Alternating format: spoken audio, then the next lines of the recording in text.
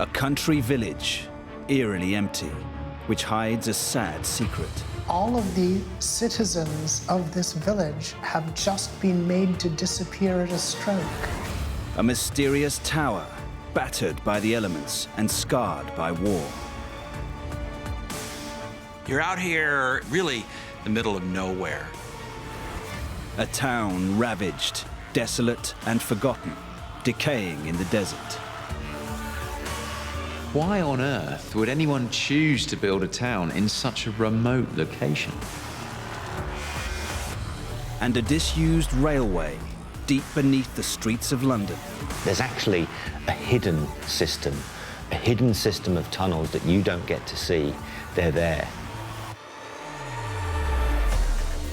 Once they were some of the most advanced structures and facilities on the planet, at the cutting edge of design and construction. Today, they stand abandoned, contaminated, and sometimes deadly. But who built them and how? And why were they abandoned?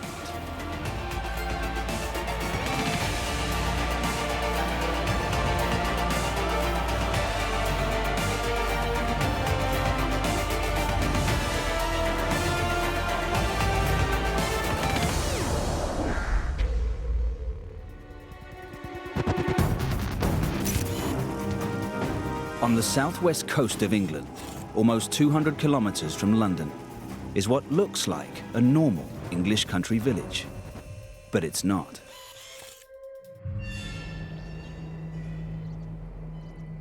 The village pond looks like any other village pond in England, except there's no wildlife there.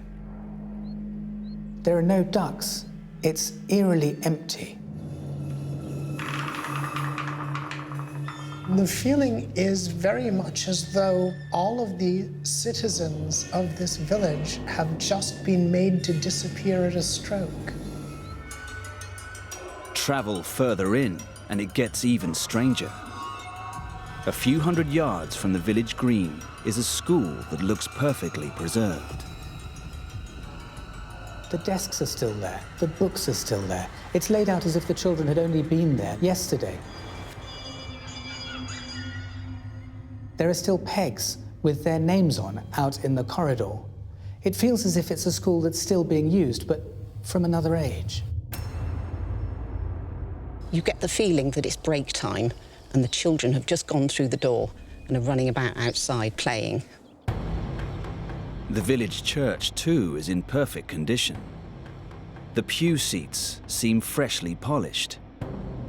And the stained glass windows are as immaculate as when they were first installed. And that's not all. In the middle of the village, there's an old white telephone box, which seems something of an oddity in this day and age. And even more odd is the local story that even though it was disconnected decades ago, it still rings.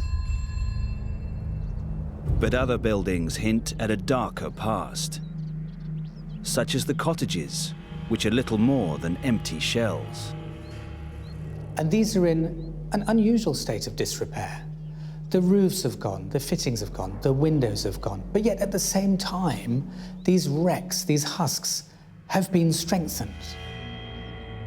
It's almost as though somebody is about to film a movie about 1930s England. Why on earth are these buildings like this? How can you have a little schoolroom that looks intact, a church that looks intact, but a lot of ruined cottages? What could have happened to leave the village so completely abandoned?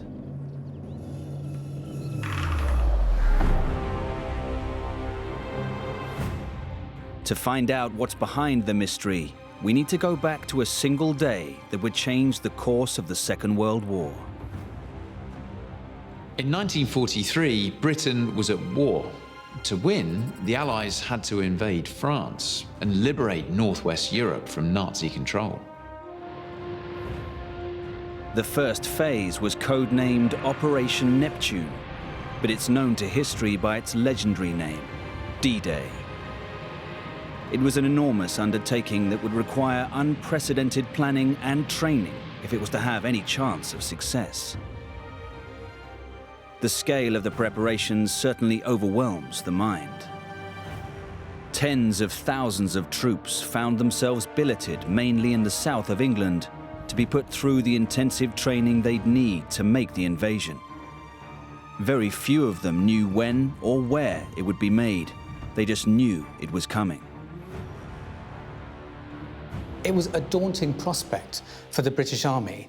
They had to train vast numbers of recruits, many of whom hadn't seen combat before, and they needed space and terrain and environments that were fitting and that were like what they were going to face when they arrived in France.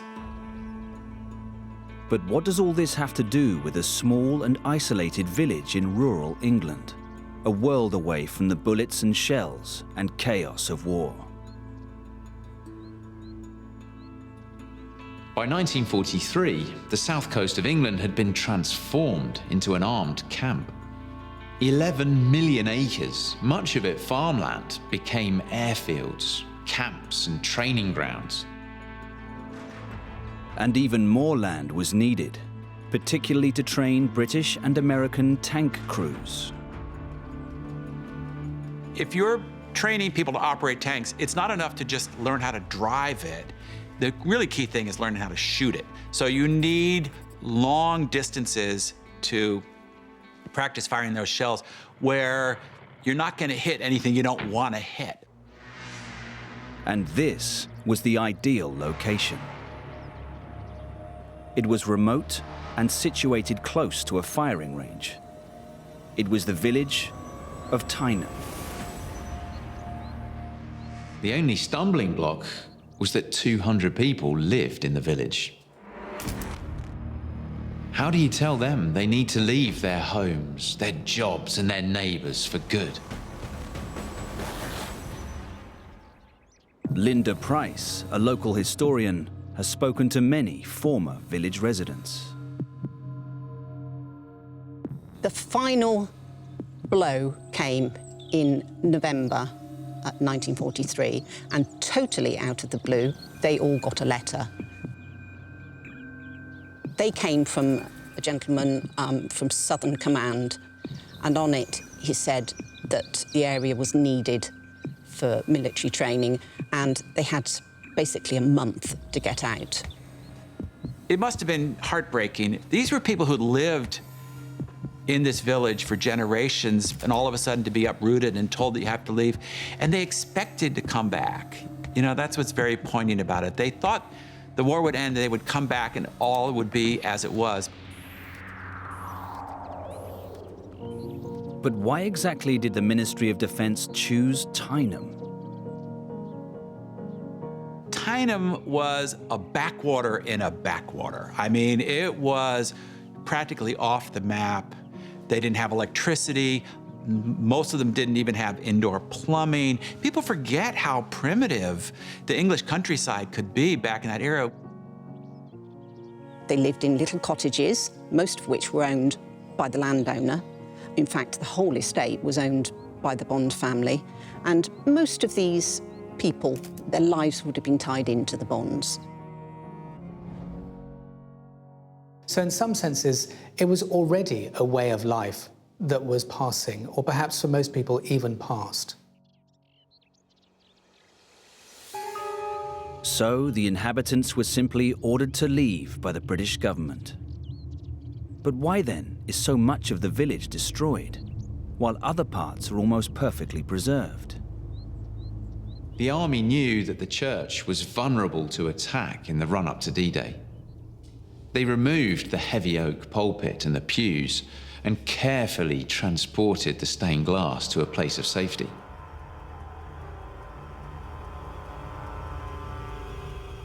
Tynem is now abandoned, although it hasn't been completely forgotten. The sacrifices of the villagers certainly helped the Allies make a vital step towards final victory. The morning of the 6th of June 1944 was like no other the war had ever seen. Over 150,000 English, American, Canadian and other soldiers boarded ships, vessels, barges of all descriptions and attacked the French coast. By the time the battle there was over and the forces were able to push down into France, the course of the war had been changed forever. D-Day was a resounding success, but the villagers weren't the only ones who'd made sacrifices. 2,500 US troops, many of whom had trained at Tynem, lost their lives on Omaha Beach.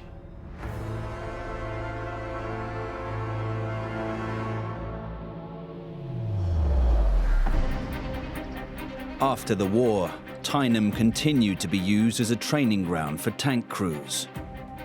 And so the villagers were never allowed back. However, in these more peaceful times, the village is open to visitors. When I look at Tynem, what I think about is how much dislocation, how much destruction, what a human cost there is, even to winning a war, even to non-combatants. The level of self-sacrifice that was necessary to conduct the kind of total war that was required to defeat the Nazis, that kind of effort boggles the modern mind.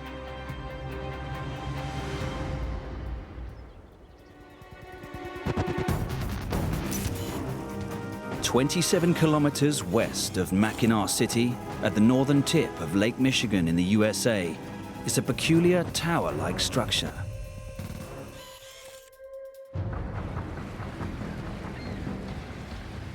Imagine a rock sticking out of a vast, cold lake. You're out here, really, the middle of nowhere. And here, standing out in the water, is this odd, kind of half broken down structure that's kind of crumbling around the edges. Sometimes dazzling sunshine reflects from the water onto the concrete and brick. But rubble and dead birds litter its interior. It's made up of 3 sections, which each contain a mystery. What was enclosed in the caged top? And the height of the tower itself? Height always creates a vantage point, but for what? Attack? Defense? A warning? Look closely, and a more perplexing picture emerges. On the walls are large, ominous-looking cracks. Inside, everything's been stripped out, apart from strange metal piping. And some say it is haunted by the ghost of a man who met a mysterious end. The amount of damage on the tower suggests it's been weathered more than just harsh winters. And although the pitted base may well be from crashing waves, is there another reason why great chunks are missing? When you look at a remote tower in the middle of nowhere in America, the last thing you expect to see is battle damage.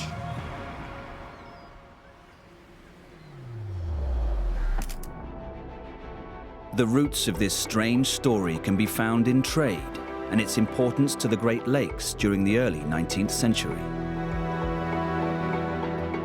Before America builds railways, America's arteries are waterways. The Great Lakes and the Great Canals are what enables America to become an industrial powerhouse. The Great Lakes together form really a massive inland sea for the United States and Canada. And this waterway was important for shipping goods. So you had fur pelts, then later grain, iron ore, all these products moving through this area, dating from really, very early in the history of North America. The Great Lakes connect the Midwest with the Atlantic Ocean. Measured by total area, they are the largest group of freshwater lakes on Earth. And by volume, they contain 21% of the world's surface fresh water. Their total surface area measures nearly 750,000 kilometers. The Great Lakes are noted for their extraordinary sea-like characteristics. Here, rolling waves, powerful winds, and strong currents are common. In fact, according to Chris West, who has sailed these waters for most of his life, they are more like inland seas.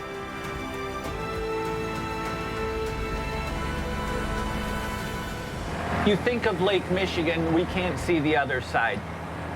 You can travel from Chicago, which is the southernmost point, to the Upper Peninsula of Michigan, and that's about 400 or 500 miles long, so it's a very big area of water.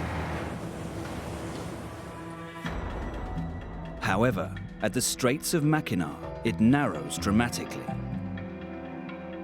This is a major shipping lane which connects Lake Michigan to Lake Huron.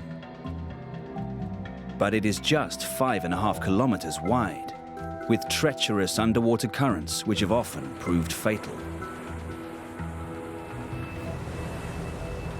If you're on a ship in the ocean and a storm comes up and blows you a few miles off course, you've got thousands of miles of ocean around you.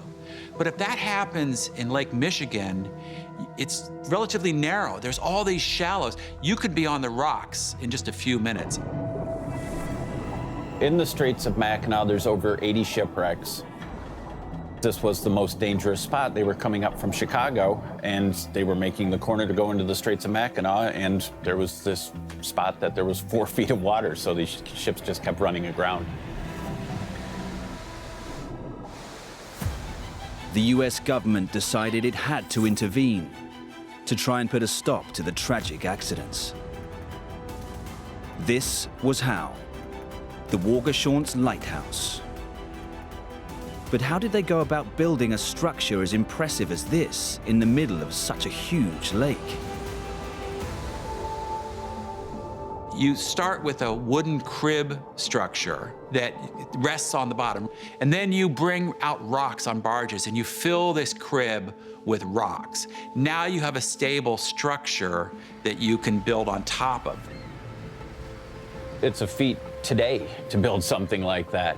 And obviously back in the day, no power tools. It was nails and, big hammers and pulleys. And so it was very labor intensive to do something like that. The lighthouse began operating in 1851. It was a lifeline to all of the maritime traffic. This gave them their roadmap of how to get through the Straits of Mackinac. So it was hugely important for the area. Its light, attended by a keeper and his assistant, was visible for miles around. The lighthouse keeper's job was both incredibly boring and incredibly important at the same time. You had to keep that light working. You had to keep it going. It was a pretty remote life. The light keepers would go out when the ice went out, which April-ish, they would be out there until November. And so they're there for essentially 7 months by themselves, not seeing another human. The light was generated by an oil-burning lamp, which required constant attention and refueling. When the light was made invisible by mist and fog, a foghorn was used to warn ships. It was powered by steam, and it worked by emitting a low frequency warning through 2 huge metal pipes. These are the stovepipes. They were for the fog signal for the lighthouse. They were in the fog signal building. You can still see the holes in the ceiling of the fog signal building where these went through. So down these steps brings you into the basement of the living quarters. And so down here, there would have been boilers, and there would have been supplies for the lighthouse keepers. Then first floor would have been a living room, a kitchen. Then you go up to the top floors, and that's where the bedrooms of the keepers would have been. One of the Waugashaunts lighthouse keepers was a hard-drinking man called John Herman, a notorious practical joker. One night, Herman drunkenly locked his assistant into the lantern room. It was the last prank he ever played. John had had a few, and John decided he should lock the door on him. While all this was happening, a storm came up. Unfortunately, John fell off the side of the lighthouse. And ever since then, he's been the notorious John Herman of Waugoshant's Lighthouse.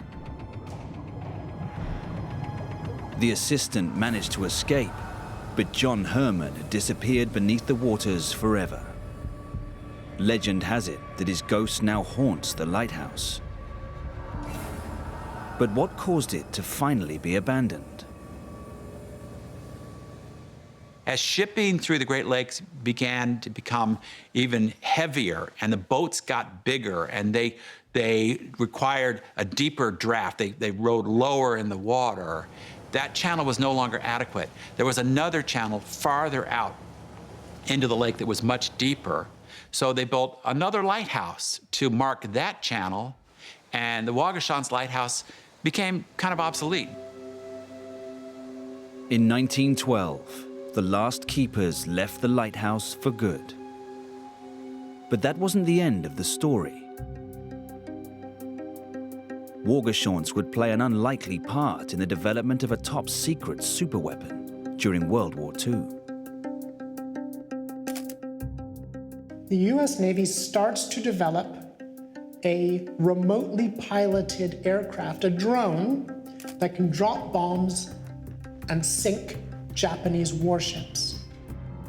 These early drones were piloted from another aircraft, and the operators were able to steer them using radio control, looking through early television cameras to see what that drone can see.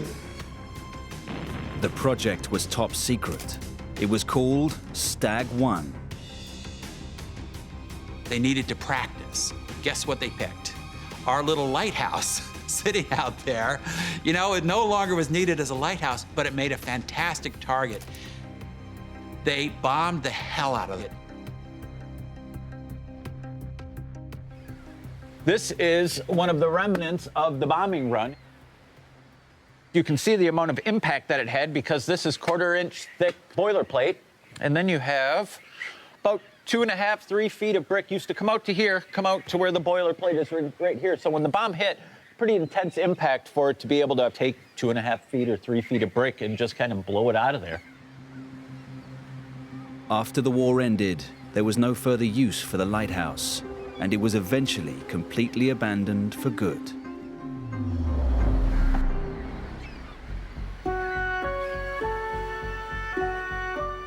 Today, it's home only to the ghost of John Herman, although there are plans to restore it. So here's this lighthouse that stood there protecting the ships for so long and then performed this important service during World War II. And let's not let it just crumble into the lake.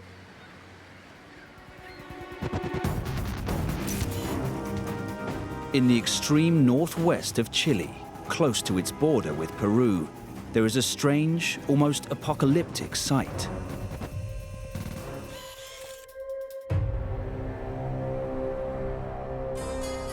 It looks almost like some kind of film set for an old Western movie. Everything's somewhat decayed, everything's rusty, but it's still standing, and in other ways it seems very much untouched.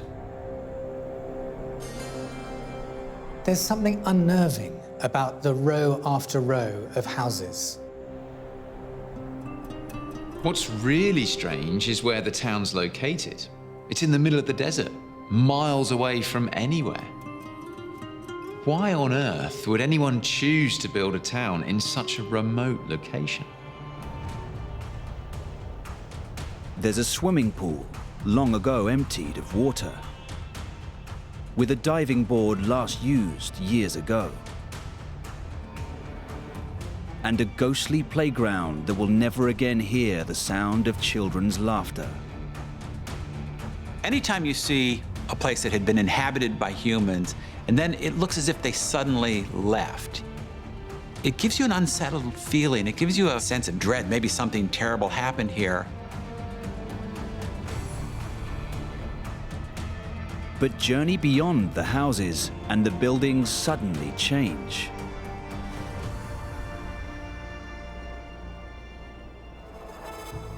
You see sort of rusted bits of machinery. There's clearly an engineering type of feel to it. There's a rusted locomotive and tracks that lead to what looks like an old factory. Whatever happened here was clearly an extensive and complex industrial operation. But what was it? What's even more confusing is that most of the machinery was made by British manufacturers. What was its function? And how has it ended up here in this remote part of Chile? What you're seeing is the global economy drop down here into this remote desert. Why is it all here?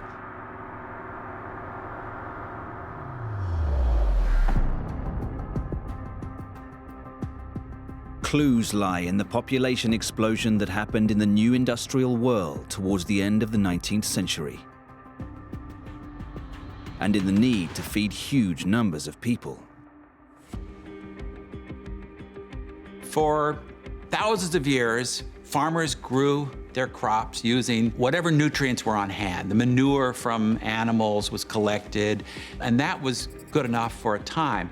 But in the 19th century, they started to discover that you could add additional chemicals to the soil and make your farms dramatically more productive. Large deposits of a mineral that would revolutionize food production and transform the fortunes of Chile were discovered here in the Atacama Desert. The Atacama covers a 1,000-kilometer strip of land to the west of the Andes Mountains, and it's the driest desert in the world.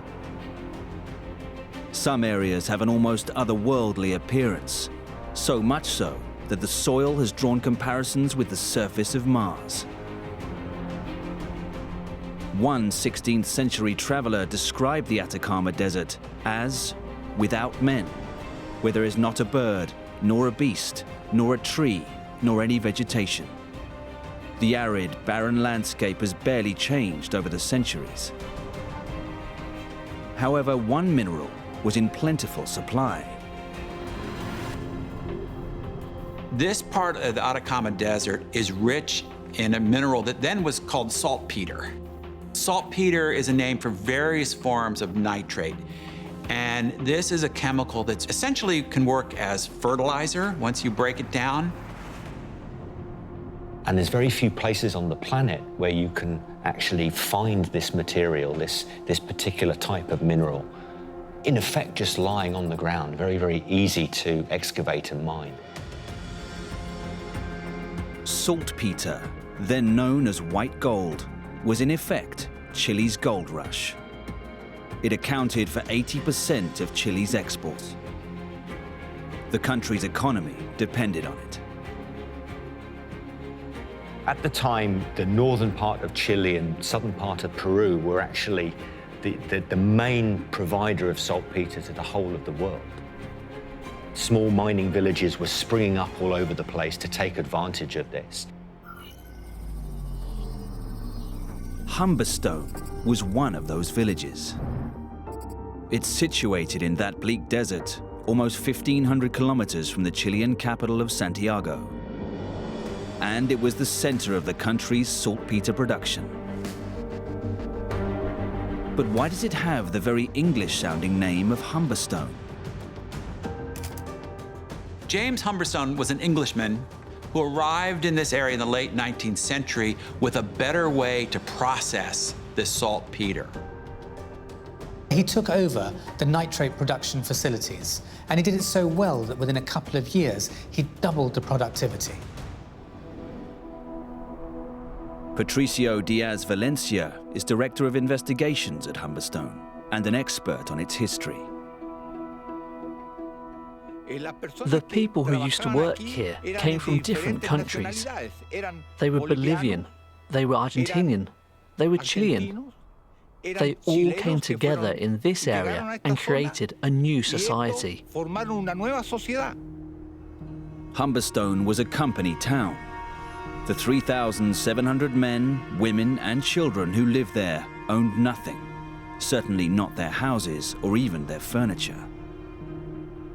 But these conditions were common in Chile, and violent workers' strikes were not unknown. Men in Humberstone were paid in tokens that could only be exchanged in the local general store. It was a harsh, tough life. Tokens were paid according to the effort invested. There was a minimum. For example, in order to receive the minimum wage so they could live, they had to load at least 2 wagons every day. This took approximately 12 hours each day. Digging for saltpeter was a grueling business. The workers were outside all day in the blistering sun with little water or shade. They scrape up this powdery substance off the desert floor, crush it, boil it, and then they went through a series of processes that would separate out the valuable parts of these compounds from everything else. All day long, crushers ground the nitrate-rich crust of the desert. That was then dissolved in boilers, forming a toxic soup of chemicals from which they'd eventually extract the nitrate. Can you imagine what a brutal job this must have been, working in one of the hottest, driest places, boiling these nasty, chemicals all day? The chimneys would have been bellowing black smoke, the boilers would have been seeping out hot steam, and the sheer danger of the work of mining was ever present. So what caused the town to be abandoned? Was it because of an industrial disaster or some other calamitous event? 2 things killed Humberstone: war and technology. During World War I, the British blockaded the shipments of saltpeter from Chile going to Germany. And at the same time, German scientists developed synthetic ways of creating fertilizer, and so had no need to have saltpeter shipped from the other side of the planet. The industry collapsed, and so that was the end of Humberstone. The houses and factories were abandoned, and the people simply upped and left the town. No one has lived or worked here for half a century.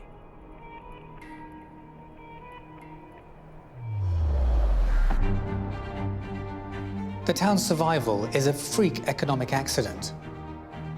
After the last inhabitant left, it was sold to a developer, but he went bust before he was able to do anything with the town to strip out all the bits that he was going to sell. As a result, it's been preserved by the dry desert air and is now a United Nations World Heritage Site. You can see exactly how these people lived. You see also how their fortunes were on the flick of a coin, because once the need for that mining left, they left. But they left everything in place.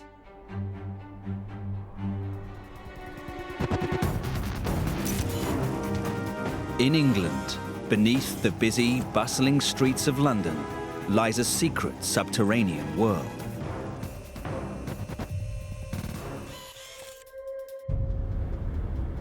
There's actually a hidden system of tunnels that you don't get to see. They're there. What are they, and what were they used for? It looks like these things haven't been used for quite some time. You've got stalactites hanging from the ceiling, you've got bits of water flowing along the bottom, and then there's water kind of dripping down the sides of the tunnel as well, so it's quite a spooky place to be. It looks like a little hobbit railroad. The track is very narrow, only about 2 feet across. The ceilings are very low. So it's really kind of mysterious. Who made these little miniaturized tunnels? These twisting tracks, stretching far into the distance, provide clues. As you move around the tunnels, you suddenly come into open spaces, actual stations. So there are stations in these tunnel networks. Away from the stations, there are more signs of activity, but from long ago. There's empty filing cabinets, there's desks with old broken telephones on it.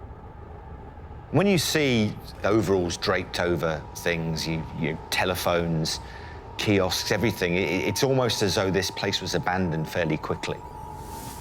It seems like there wasn't enough time to remove everything and clear out when you left. If it was an area that was more accessible, scavengers would have come in, people might have come in and taken stuff, you'd see graffiti, but because these tunnels were really quite deep, they really did not get picked over or stripped. What was it? Who worked here? And why has it been left abandoned?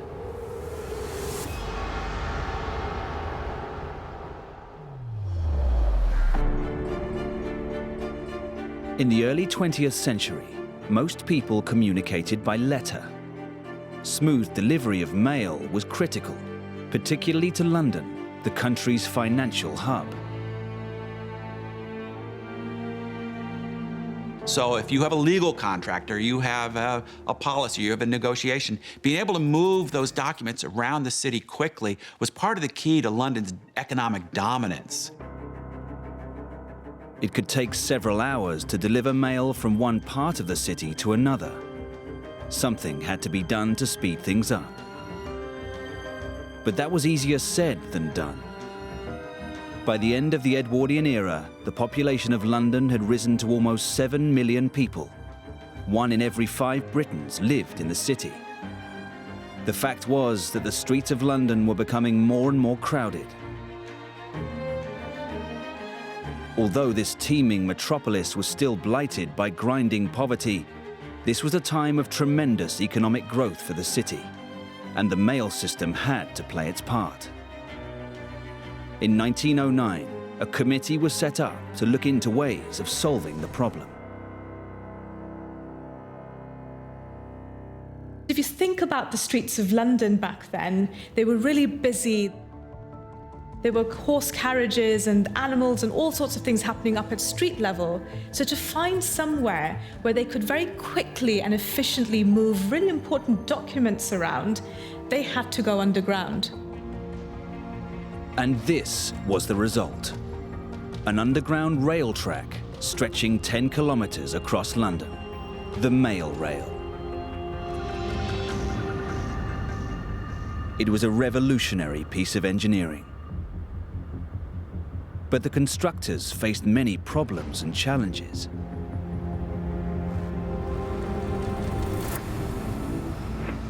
London is really built on a big swamp, an estuary. And so, as a result, when you start digging underground, it's very damp, muddy, sandy, silty. And they in fact encountered one of the largest subterranean rivers in the area called the Fleet River. And so water ingressing into the tunnels was a big problem during engineering. Ray Middlesworth, one of the last engineers here, is well aware of the dangers they faced. There were incidences when they were digging the tunnels and many workers had to run for their lives to get away from the water bursting through. But ways had to be found to complete this vital project. One of the things they did was to add airlocks, and then they pushed air into those sections of tunnel to keep the water out. They also used floodgates in portions of the tunnel, so if water did come in, they could isolate those sections of tunnel which were full of water and then quickly pump the water out. In 1927, the Mail Rail was finally ready for service. It was the only one of its kind in the world. These trains do not have drivers, they don't have engineers. So it's really the first driverless electric vehicle system in the world. The system meant they could speed mail right across London, avoiding the congestion on the streets above.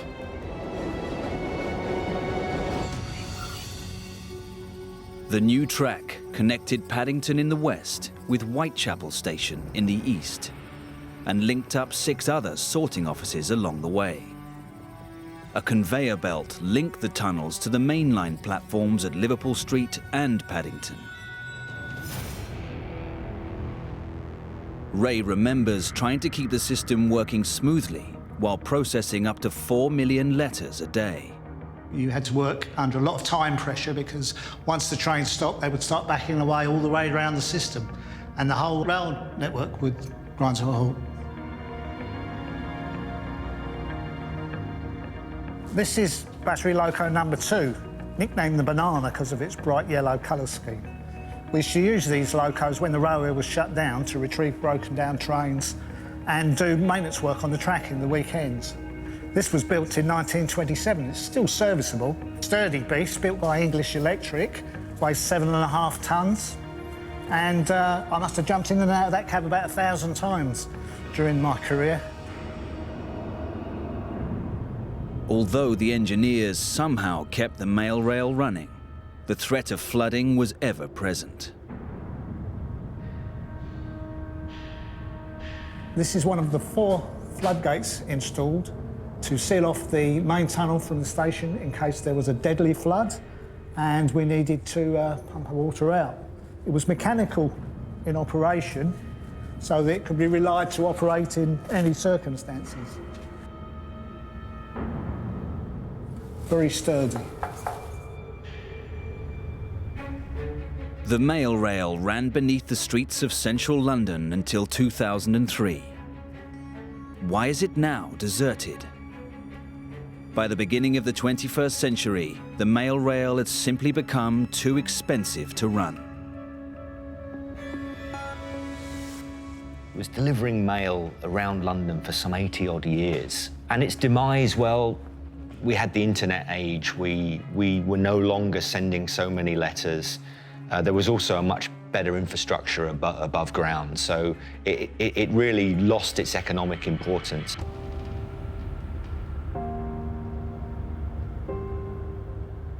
On the last day of service, I was one of the engineers on duty that day, and it was my job to shut down the power at Mount Pleasant.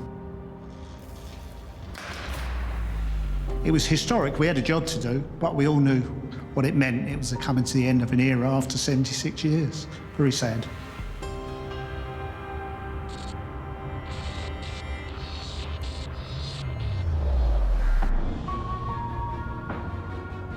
Today, part of the track still lives on as a tourist ride and museum. I think that that's just fantastic to preserve that really important legacy. And the real beauty of the Royal Mail underground delivery system was that it was happening with many people being completely unaware that it was there. We didn't really know that letters were actually moving beneath our feet.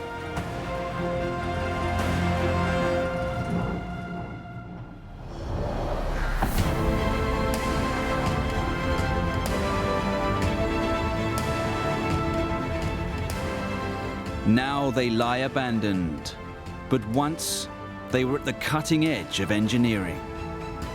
There are echoes from history in these decaying structures. They remind us of terror and war, but also of great innovation and human endeavor.